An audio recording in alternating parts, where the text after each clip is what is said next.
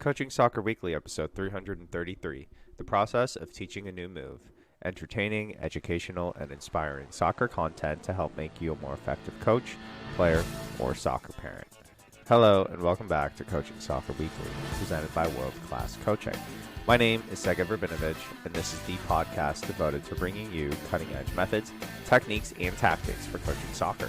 It doesn't matter if you're an experienced coach who has been training teams for many years, or if you're new to coaching and working with the team for the very first time. There's something we can all do to take our coaching to the next level. Welcome back to the show. I'm excited to talk about last week's games. Last week's games is sponsored by VO. VO is the tool that we use to analyze all of our games with our players. It's one of the most powerful tools that I have, and it's a really great introduction into technology for your players. It's a 180-degree camera that goes up really high in the air and records your games automatically. It follows the ball. It then automatically processes highlights for your teams. But most importantly, that we use it for tactical training. We like to have our players Monday nights, which was yesterday. They go online. We do a Zoom call. We watch the game as a club, as an academy. And as the academy, we can kind of go through and see common problems and any issues that our teams have. And I ask questions and players answer, and they can actually see it. So they can't argue when it's right in front of them is kind of the idea behind it. Anyway, if you are looking to add VO to your coaching arsenal, you can use code CSW100. That's Coaching Soccer Weekly 100, but abbreviated into CSW100. Thanks, VO, for sponsoring the podcast, and I'm super excited to talk about the games. And I'm going to talk about them in order as they happened. So 2013, which is our U9 team, started off the day, and the game was very, very far away. At the same time, our 2010s were playing as well. Our 2010s are now pretty much one team. We have so many players that are away that we just don't have two teams anymore. It's just whoever's there for 2010 comes in play. So they ended up playing two games. Our 2013s are also, a lot of those players are away, but we have our three kind of core players who were the only ones really that played our 2012 year, so they played up a year. We have three players that are away that played in that 2012 year, but that's okay. Those three players actually went to the Real Madrid camp that was here, and that was an interesting, great experience from them, and they got invited to Real Madrid again for next year. So we'll see. I don't know what that invitation means, to be honest, but parents came up to me, told me that their kids were invited to go to Real Madrid, so that's pretty cool. But again, don't know what that means, if it's a real opportunity or if it's just kind of marketing. But regardless, so we played a team that I've never even heard of, to be honest, and I've been in the soccer world here in Canada for 20 years, so I had no idea who this team was. Apparently, they've been around for a long time, just I've never crossed paths with them, and it's probably because they're so far away and just in a place in the city that I've never played. I've never been a part of their district. They were part of a different district last year, which is in Mississauga. And, so anyway, showed up to the field, and that's pretty small. And the field, again, I don't know what's going on in Toronto, but the weather is absolutely ridiculous. A lot of the time it's reminding me of Kansas, just super, super hot days. And then randomly there are thunderstorms, tornado warnings, and just crazy, crazy storms. So something's going on. And Toronto is just not used to that. You know, in Kansas, they were used to that because that's kind of how it's been there for a very long time. But in Toronto, it's never been like this that I can remember. Maybe, I don't know, maybe it's just that I'm spending more time outside with the camp, but I can never remember a summer like this. And the fields are just drying up. We're very, very fortunate that our field, our game field, is absolutely gorgeous. It's shielded by a huge condo building, so it's not as hot on our home field. But everywhere else, we're just playing in dirt at this point. There's barely any grass anywhere. So it's been a challenge for our teams, especially wanting to keep possession when the ball's constantly bouncing. Makes it really difficult for our players. But we played there on their field. Again, very dirt. And we played okay. The biggest problem that we had was that we just weren't switching the ball. So even when we were resetting the ball, we would just kind of bring it back. We played really well. If the nets were bigger, I think the shots would have gone in because we took a lot of what I like to call firecrackers, which are shots from further out. So, but players played well. We ended up losing 1-0 at that game. We had a penalty, and we missed the penalty, but that's okay. But again, played really well. It was a very physical game. Two of our players got kicked in the face. It was a young referee. And, the parents kind of gave it to the referee. I told him after the game that if I was in his position, I'd give them a yellow card. I thought it was a really great game for our players. I love the physical part of the game. I think it's very good that teams are, in every level, it seems like, because our players are so small, they think they can push us around, but that's not the case. And our players are proving it week after week that they will get in there and they will fight. They will just go show up and not take any prisoners. And that's all coming from our 1v1. So absolutely love that. And that was our first game. Our next game was the 2010, the second game. The first game they lost. I wasn't there, but apparently they lost by a lot. Second game, we played against the same team that our 2013 played, and we played really, really well, moved the ball really well. What I really loved was the combination play of our fullbacks and our attacking mids. That's something that we've been working on in training, which is getting the fullback to go into the wide space, receiving the ball in the wide space, and then our attacking mid holding the run in the half space. The fullback would then make the pass down the line into the wide space. That's when our attacking mid would go into the wide space and dribble, cross, or dribble towards the net. And then if they get back into the half space, we want it on the ground. If they're in the wide space, then they put it in the air. A lot of our goals came from that, and it was beautiful. We had two really great shots as well. I think we ended up winning like 4 or 5-0. But a really great game for the 2010s that I think got destroyed in that first game. So we're missing a bunch of players. It's a combination at this point of half 2011s, half 2010s. But in the second game, they did really, really well. And it was a hot day. So great game for them. The 2012 team played, they had an afternoon game.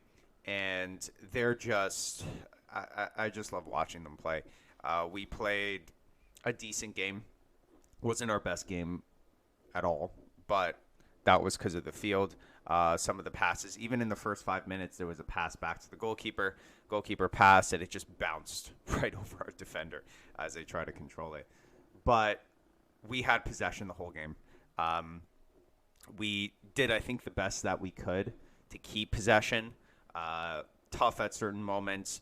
But I think our practice field that is also now becoming a little bumpy is really helping players that when we get to these fields, and it's been 4 or 5 weeks in a row that we're getting to these fields with bumpy surfaces, they can just kind of adapt to it pretty easily. So there were some bounces that, went our way. There were some bounces that didn't go our way. But there's no doubt that this team is at a different level. There's only been one team so far that's kind of been at the same level and has done the right things against us, and that was a really great game. That was one of our first games. But other than that, we're doing exactly what I wanted, which is keeping possession and really starting to understand the system so that in a year or 2 years we can go up into that first division and really have that experience of keeping possession most of the game, so we can really start to understand what that looks like and really try and do that in most of the games moving forward. And that's really the goal. A lot of our players, actually just about every single one of our players, is pretty short. I always believe in developing every player that we get. We don't have the luxury of getting good players. We develop all our players. So a lot of our players aren't that tall yet, aren't that strong yet. So it's really good to be in tier 2. Tier 1 is just, I don't know where they find these players, but they are big, strong, fast, and that's really not teams that we should be playing against at this point. But a really great game, ended up winning, I think 4-0. But the score didn't really matter to me. It was just the domination of possession, the 1v1s. We were doing our moves. We were doing give and goes. I put up highlights on Gladiator Soccer Academy, the Instagram page. So if you want to watch those goals, they're up there. And I'll put up the game on my YouTube page, which is also Gladiator Soccer Academy. There's been a huge problem with Rogers still. The internet is just not cooperating. So I don't know what's going on with that, but as soon as that's up, I will post the game on YouTube as well. The academy is really coming along, and we're getting more and more players every week, which is great. But what I'm most proud of is the coaches that we have. Surrounding myself with people that are like-minded and have the same goals as I do in regards to the understanding of the game and wanting to just better themselves has really proven to be something that I can start to rely on. And one of my coaches really spoke about a problem that they saw in the 1v1s, which was, or even in Shark Attack, which was that when our players are in the corner, which happens a lot in both Shark Attack and our 1v1s, you just kind of stand there and shield the ball. Shielding the ball is great, but we want to get away from pressure. So he had the idea of having our players learn a new move, which is the Cruyff Turn, to get away from pressure, and I absolutely loved it. So for kind of the first time, we, as the 3 coaches that are part of the academy, it was myself and my 2 other coaches, we sat there and we came in with research and all that and watched other videos. I watched Andy's videos, things like that, of Cruyff Turns, came in. And on Wednesday, for about 30 minutes, we spent time just doing the Cruyff Turn. So having one of the coaches shield, one of the coaches with the ball, and in different situations, just trying to figure out how to do the Cruyff Turn the right way and then how to teach it step by step. And it was a really good experience. And then we started doing that in every single one of those sessions that day, starting with our 5-year-olds and going all the way up to the U12s. So just constantly working through and seeing and kind of one coach would do it. The other 2 coaches would watch. Who would see if the players could get it in the 1v1s. If they couldn't, what was the problem? So by the end of that Sunday of last week, we had this really great new move that all of the coaches came together and worked towards together. And that was, for me, something really great that we'll eventually do again with other moves. But right now with the academy, we don't use 100 different moves. We have a limited supply of moves that help our players get out of situations and then to help our players beat other players. So we do our step overs, we do our Maradona turns, we do our fake shot. What else do we do? And now we do the sidestep and the Matthew sometimes. And now we're doing the Cruyff Turn. So 6 moves, and those are really the 6 moves that our players know. And to constantly practice the same moves over and over again through repetition in our 1v1s and our Shark Attack is really making the difference in the games because they've repeated it so many times that they're not even focused on the ball. If you watch our 2012s, their Maradonas are on a different level. There was a player back when I played in Kansas, and his favorite move was Maradona Turn. He could just do it to anyone, any day of the week, and it was one of the most beautiful things I've ever seen because everyone knew what was coming. The other team knew what was coming because we would play the same teams over and over again. I knew what was coming. The coaches knew what was coming, but the players couldn't stop it. And that's really what happens. That's the margin of greatness. You know what's coming, but you can't stop it. And in every single sport, that's what they talk about. I knew it was coming, but I still couldn't stop it. You look at someone like Mahrez. Everybody knows that when he has the ball in the half space, he's cutting in on his left foot and shooting, but you can't stop it, right? There's so many things, and even in other sports as well. A lot of these players do the same things over and over and over again, but their fakes are so good that you just can't beat them, and you just can't block the moves that they're doing. I think if you're a coach out there and you're looking to get moves into your academy or club or just your team, the best thing to do is research. There's so much research out there. You have to find someone that you trust. I trust Andy. If you're looking for moves step by step, he has a free on his YouTube page, Kansas City Legends. Look up Maestro series. Again, that's Kansas City Legends and the Maestro series, and he really goes step by step. And that's really how I start with moves. I go to his website, watch it step by step. Then I do it myself, and then I find my own steps. So using a lot of his steps, but then using my steps, then I go in and I do it with the players. And then I see how the players get it. If the players don't get it, then I tweak it, right? And then I kind of see, okay, what terminology can I use to make them better understand what's going on and how to learn it a lot better. I've gotten some emails, and I appreciate those emails of listeners saying that they do watch the games online that I post on YouTube. And that's really great. I do appreciate that. I haven't been doing it as much with the internet being down, and then it's still, to this day, very, very slow. So it's been a little bit difficult. I will post a 2012 game this weekend. But to be honest, the games that we've had that I've recorded in the past 3 weeks, I don't really see the value of posting it on YouTube because of the fields that we were playing on. It's just not really soccer with some of the teams. The ball is bouncing so much, and it's been really tough to control the ball and all that. No excuses for winning, losing. That's not it. But the reason that I post the games is to really show, the progress of the teams. And if you're playing on a field that doesn't really show that, I don't know that it's worth it.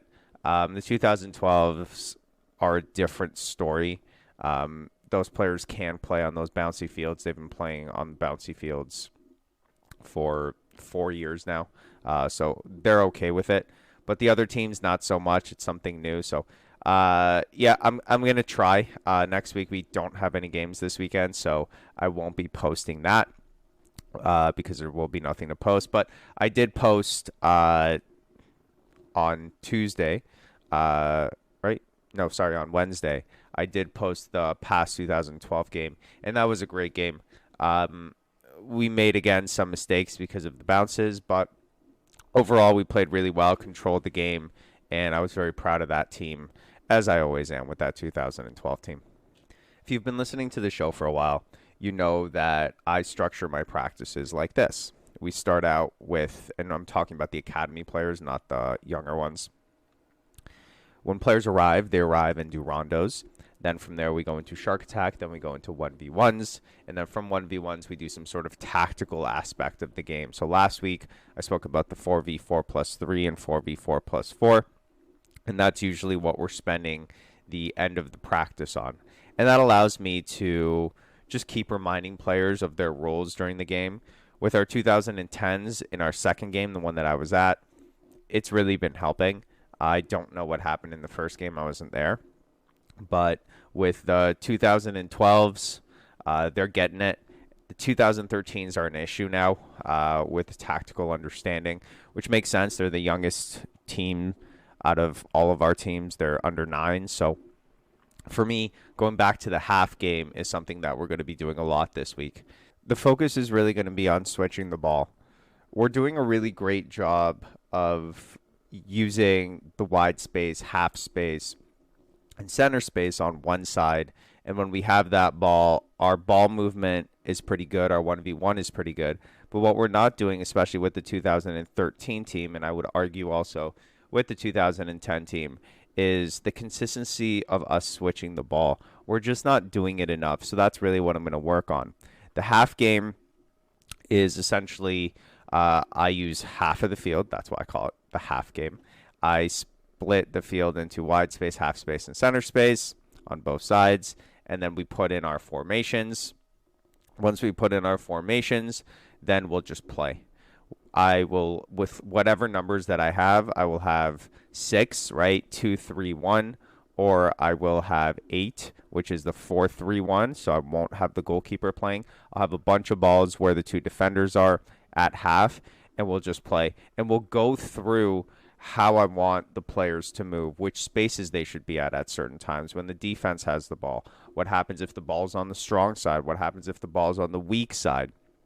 What happens when the fullback has the ball? What happens when the attacking mid has the ball? So we'll go through all that, and it's not dry at all.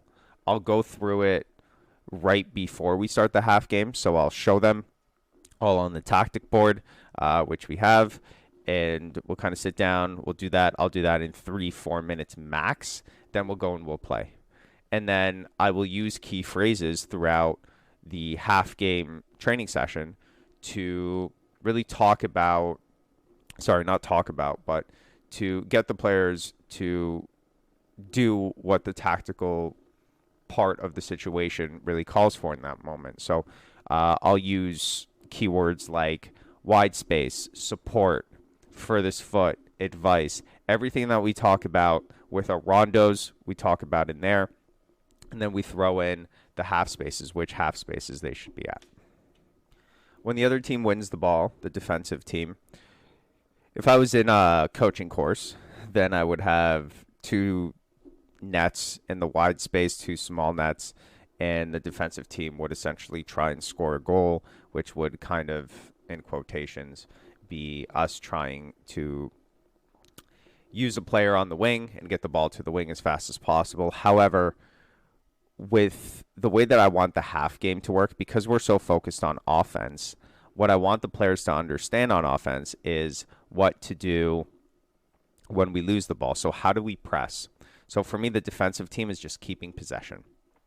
They're just keeping possession, which allows us to really get small and then press the right way by cutting off passing lanes. And we do that in a certain way as well. So I don't have nets at half. I could. There's nothing wrong with that. If you go to probably any course at any level now, they'll encourage that. And I understand that, but I really want to work on that press. So I'm not putting in the nets. I don't want the defensive team going anywhere. And you might be asking, well, Segev, aren't they going to be stuck in our own half if that's the situation, if they lose the ball in their own half and they don't know how to get out?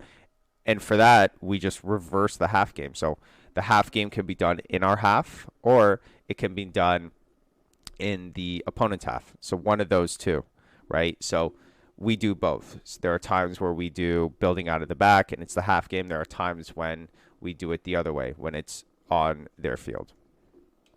If we are doing a building out of the back, then it's kind of like football, where once they get past half, that's a point for them. And the team that wins the ball in that situation, when they win it, they try and score. And we're really working on getting small and preventing that quick attack goal when we lose the ball.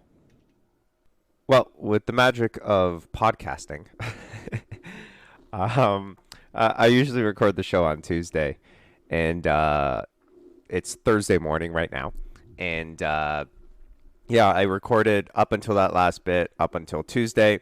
And then Wednesday, which was yesterday, I do the session. So I ran the session with the half game, and I have an update.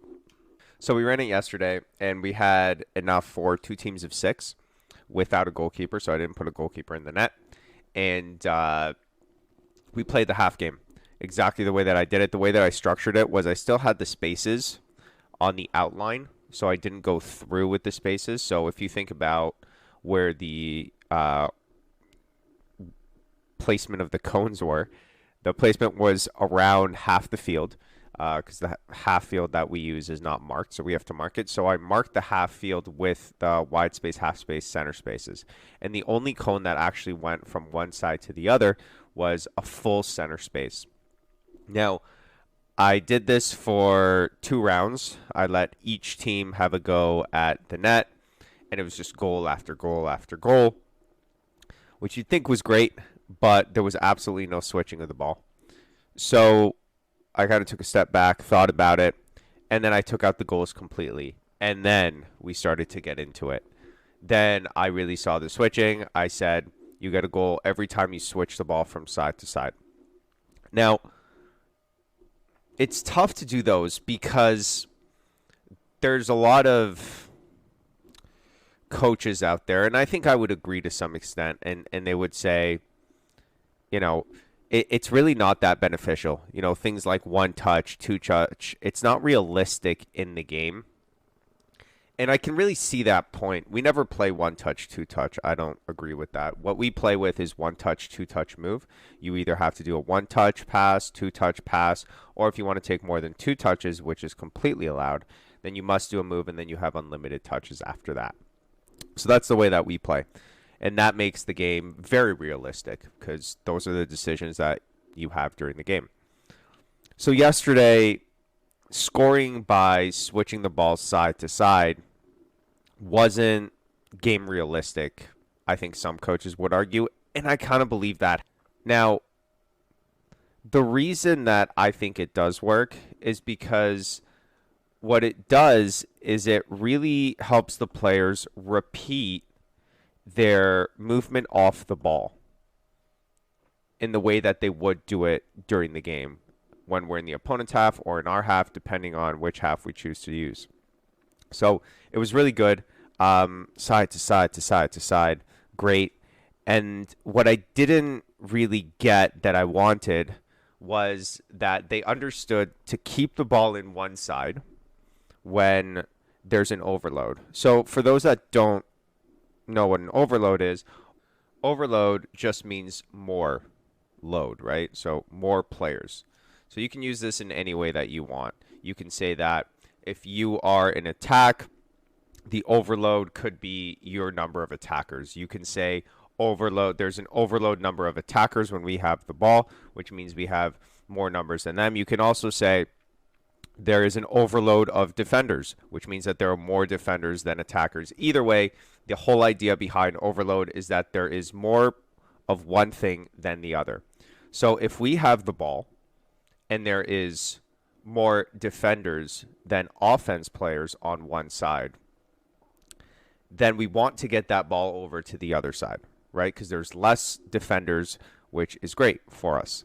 So that's really what I wanted them to try and understand. And even though they were just switching the ball from side to side, there was no reason behind it. And if you're just playing without any reason, I have an issue with that. I think there's too many teams out there that just play and they don't have a reason for doing things. Everything that we do, there's a reason behind it. There's a reason why we reset the ball. There's a reason why our players support and then attack. There's a reason why we use the furthest foot. Why we use what's it called? Advice, right? Ball back, switch. There's a reason behind every little thing that we do with our players. So for them to just kick the ball from one side to the other, not good enough.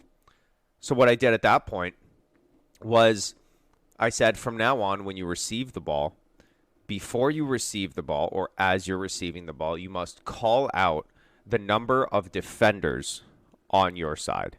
And that took the game to a whole other level.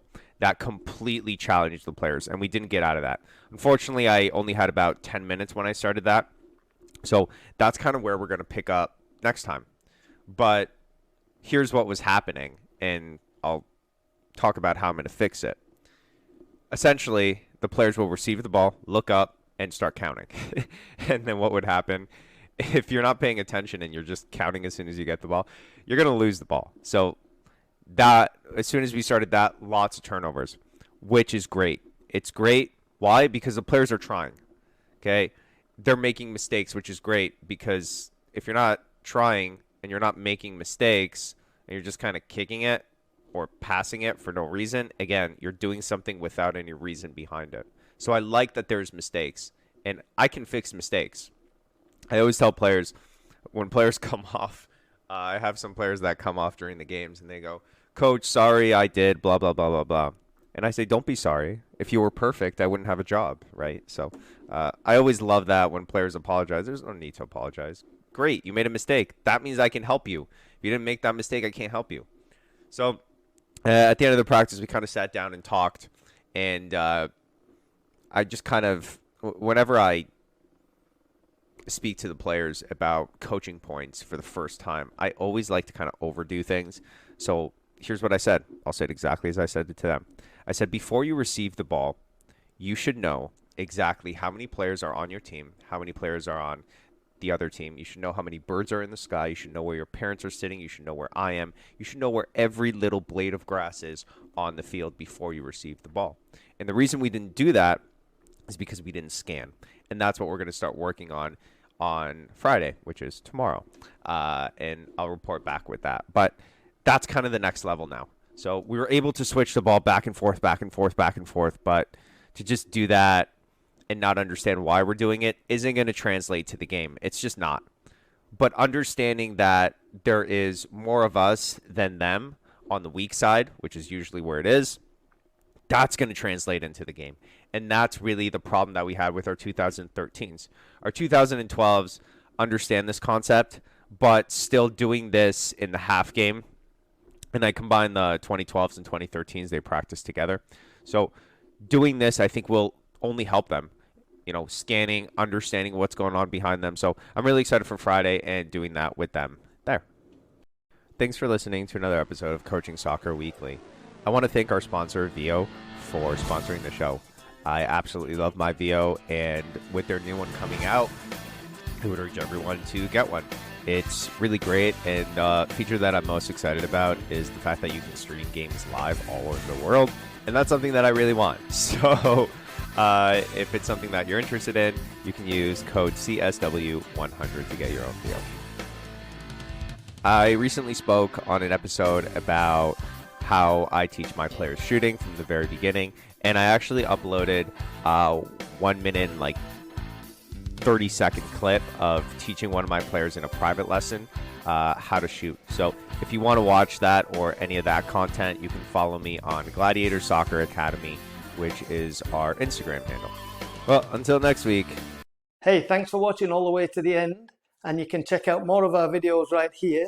And if you haven't done so already, I would really appreciate it if you'd hit the like button and the subscribe button.